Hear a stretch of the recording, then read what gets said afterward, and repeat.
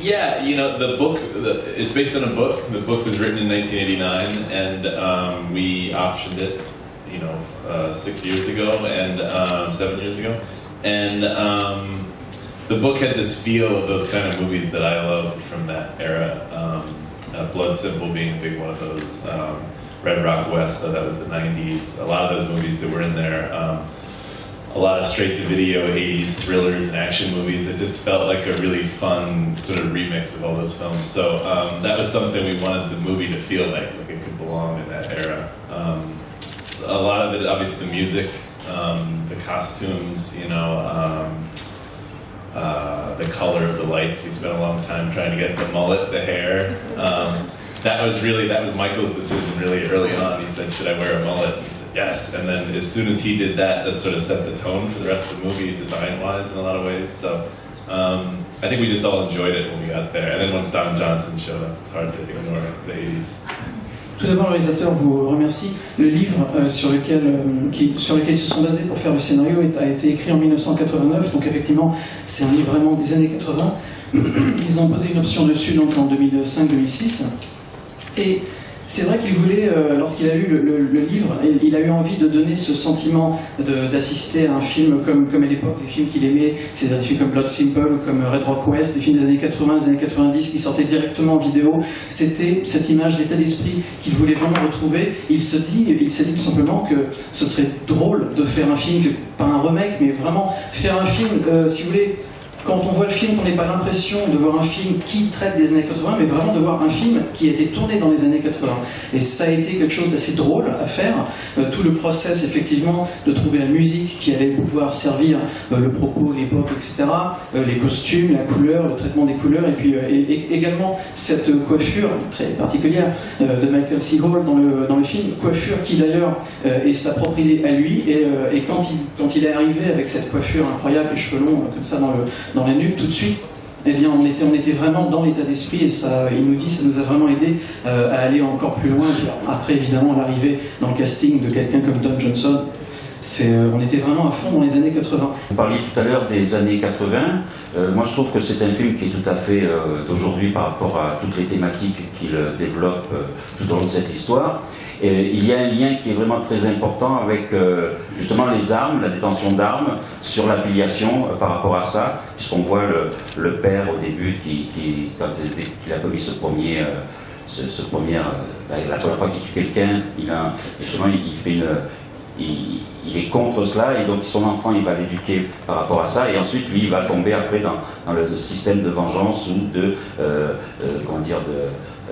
rédemption pour justement que le monde aille mieux. Est-ce que cette réflexion sur les armes est quelque chose qui vous a justement beaucoup imprégné pendant le tournage de ce film et pendant la préparation même? Yes, you know, because there's a lot of stories, especially in America, there's a lot of stories about guns and vengeance and vigilantism and that kind of stuff hits more than we'd like it to in the news. You know, that was one of the reasons to keep it in the 80s, was I didn't want it specifically to be a film about that. You know, that felt like a whole other kind of a film to make. This, to me, felt more important about the father-son relationship and more of the describing it as a coming of age of a man, you know, a grown man and not a boy, and somebody who finds through a guy, through Sam Shepard, who belongs to a completely different generation, almost a cowboy, Wild West sort of generation, that winds up being maturity and masculinity through that. And I like the story of a guy who goes to these extreme means to find that and to find what it means to him, whether it sits well for him at the end of the film or not. That was more important to me than the weaponry of it. You know, I think the weaponry becomes a symbolism of the sort of the Western iconography of the Southern iconography. But that was one of the reasons to keep it in the 80s we wanted to avoid it being a story about guns in America now. Oui, effectivement, ce thème est un thème important puisque, vous le savez, aux États-Unis principalement, c'est un thème très important, les armes à feu, la possession d'armes à feu et la violence. Mais quelque part, je ne voulais pas spécialement parler de cela. C'est aussi la raison pour laquelle j'ai décidé de placer ce film vraiment dans les années 80 pour me détacher de cela. Et je voulais au contraire me concentrer sur la relation entre le personnage du père et celui du fils. Cette filiation et puis ce fils qui finalement devient entre guillemets quelque part un adulte, mais un adulte justement pour pouvoir devenir un adulte il va être amené à accomplir des actes terribles et assez extrêmes et ça pour moi c'était vraiment quelque chose d'important. Le fait également qu'il s'appuie sur un personnage comme celui de Sam Shepard qui quelque part embodies, quelque part personnalise plusieurs générations et plusieurs courants. C'est un peu le personnage du cow-boy qui va l'aider à devenir véritablement adulte dans le sang et la violence. Cette recherche de la masculinité du personnage, tous ces thèmes, c'était ces thèmes-là que je voulais vraiment traiter plus que le discours des armes à feu, du contrôle des armes à feu, etc., de cette culture de la violence qui existe aux États-Unis. Mais encore une fois, ce n'est pas l'aspect sur lequel j'ai décidé de diriger le film. I actually didn't watch Dexter very much. We watched a couple episodes after we wrapped once we knew Michael. I always had a hard time watching Dexter because I was such a big 6 Feet Under fan. It was hard to imagine that jump. So no, there wasn't a lot of a link. He was involved in as much as he was the first actor that really got excited about the film, and as soon as he got excited about it, it made it much easier to reach out to Don Johnson and to Sam Shepard, and they jumped on pretty much as soon as Michael came on board. But I was really amazed by what a chameleon he is as an actor, and I think it's so easy to think of him as Dexter or as David Fisher on 6 Feet Under, but he does so many little things, his whole body language, the way that he moves, the way that he walks, everything, he does these very subtle little differences. He had something where he always kept his mouth open a little bit, and he breathed through his mouth, and as Dexter, he's always very, and just little things like that made him such a different human being for the characters that he played, that it really gave me a great appreciation for him as an actor. Il nous dit qu'ils n'ont pas regardé Dexter, juste 1 ou 2 épisodes comme ça, mais voilà, pour ne pas être influencé, ne serait-ce que par le fait qu'ils sont très fans. Il est très fan de la série 6 Feet Under, et donc c'est vrai que lorsque l'on sort d'une série où Michael C. Hall a joué un rôle aussi marquant, pour lui c'était compliqué de le voir, de l'imaginer avec un autre personnage, donc non. Et en ce qui concerne Michael C. Hall, il était très impliqué, évidemment. Tout d'abord, il était très impliqué parce qu'il était très excité de faire ce film, et c'était le premier acteur qui a été vraiment intéressé lorsqu'il a lu le scénario. Et le fait qu'il était intéressé et qu'il se soit impliqué, eh bien, ça leur a permis d'avoir des gens comme Sam Shepard, comme Don Johnson, qui se sont ensuite ajoutés au casting grâce, finalement, à l'implication de Michael C. Hall. Et Michael C. Hall, c'est quelqu'un, évidemment, lorsqu'il interprète pendant des années un rôle comme Dexter, c'est très marquant, mais en même temps, il ajoute tellement de petites nuances, de petites choses dans son personnage, dans son jeu, qu'il devient vraiment un autre personnage à part entière à l'écran, et qu'on n'est pas parasité par les rôles qu'il a pu tenir auparavant. Le langage du corps, il le maîtrise vraiment, il ajoute plein de petites choses. Par exemple, lorsqu'il respire, il respire par la bouche, au contraire de Dexter, par exemple, ce personnage avec lequel il était toujours sous contrôle, etc. Donc vraiment, il y a plein de petites nuances qui aident vraiment à rentrer dans le personnage et à se détacher de l'image qu'on peut avoir de lui dans des séries comme Dexter ou 6 Feet Under.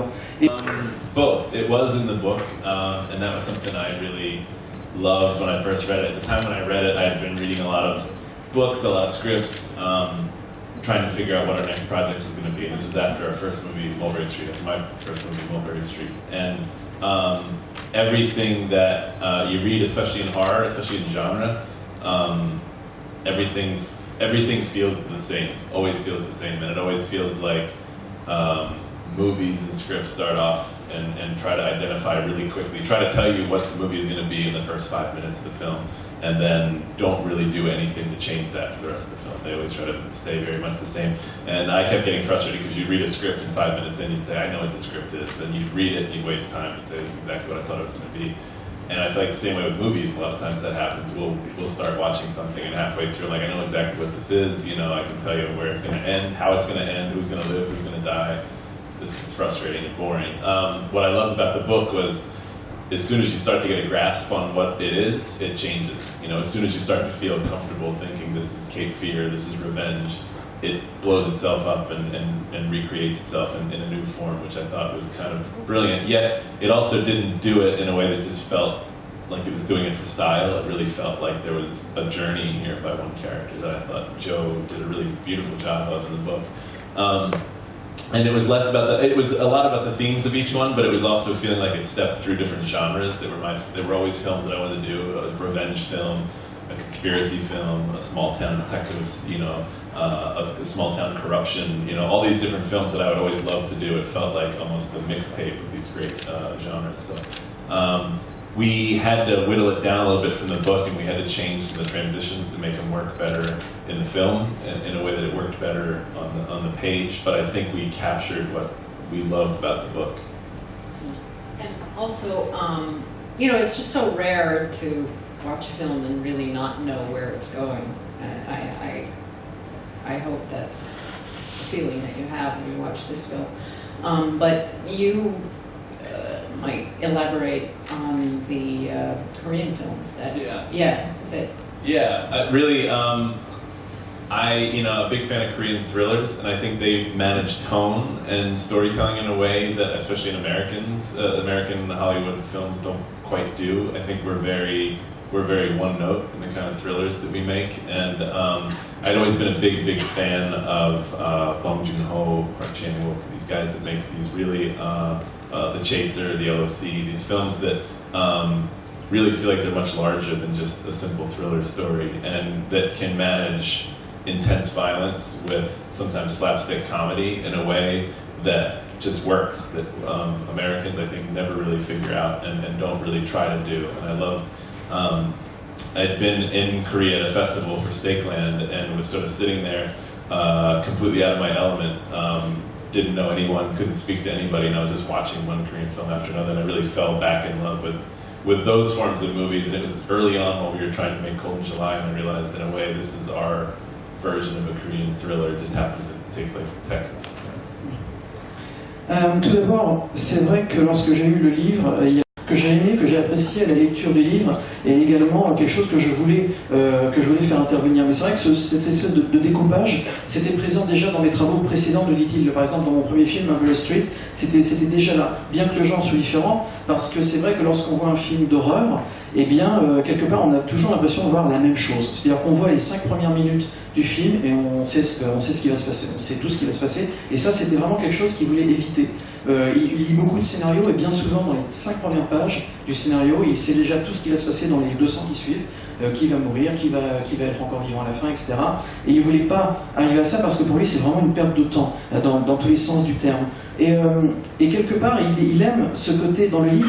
Il y a à un moment donné, on commence à lire et puis on passe les pages et on se dit bon alors, ok, je vois à peu près où je suis. Et quand on se sent bien, on se dit ok, je vois quel genre de bouquin. Tout à coup, tout explose et puis ça repart sur quelque chose de complètement différent. Et ça, c'est vraiment quelque chose qui m'intéressait, ce fait de passer vraiment d'un genre à l'autre, d'une page à l'autre, et donc dans le film également, presque d'une séquence à l'autre, passer d'une histoire de vengeance à une histoire de conspiration, à une histoire de petites affaires dans une petite ville, et vraiment tous ces thèmes différents. Il avait presque l'impression d'écouter une mixtape, donc une cassette avec audio, avec beaucoup de chansons différentes, de styles différents. C'était vraiment ça, la musique du film changeait pratiquement d'une scène à l'autre. Et c'est vraiment la chose. Alors évidemment, lorsqu'il a adapté cela pour en faire un film, les changements, les transitions entre un genre quelque part et un autre ont été beaucoup plus subtils. Il a travaillé sur ça. Mais quelque part, c'était déjà présent dans le livre. Et Linda est intervenue pour préciser que c'est assez rare aujourd'hui de voir un film et de ne pas savoir exactement où est-ce qu'on est entraîné, de ne pas se douter de ce qui va se passer dans 5, 10, 20 minutes. C'est quelque chose d'assez rare. Et c'est quelque chose qui est peut-être, en tout cas c'est ce qu'elle a demandé au réalisateur, à Jim, c'est peut-être qu'il y a une influence du cinéma coréen. Et effectivement, Jim nous dit que le cinéma coréen, c'est un cinéma qu'il apprécie beaucoup, surtout les thrillers coréens, les films policiers coréens. Il les connaît bien, il en a vu beaucoup, il apprécie beaucoup les travaux de réalisateurs comme Bong Joon-ho ou Park Chan-wook, et il nous dit que lui-même était en Corée, il n'y a pas si longtemps que ça, dans un festival, et bon, il était un peu seul, il pouvait discuter avec personne, donc qu'est-ce qu'il a fait? Il a regardé des films, il a regardé beaucoup de films, beaucoup, et il apprécie dans les thrillers coréens cet aspect C'est-à-dire que lorsqu'on voit un thriller coréen, on voit autre chose qu'un thriller. Il se passe tellement de choses et les gens changent d'un instant à l'autre. Ils ont réussi, les Sud-Coréens ont réussi dans un même film, un thriller, par exemple à avoir un vrai thriller dur, etc. Et tout à coup, eh bien, il y a de la comédie. Et c'est vraiment drôle et ça fonctionne. Et ça, c'est quelque chose que dans le cinéma américain, ils n'ont pas encore vraiment réussi à trouver la manière de pouvoir faire intervenir des choses différentes dans un genre, entre guillemets, calibré, comme peut l'être celui d'un film policier.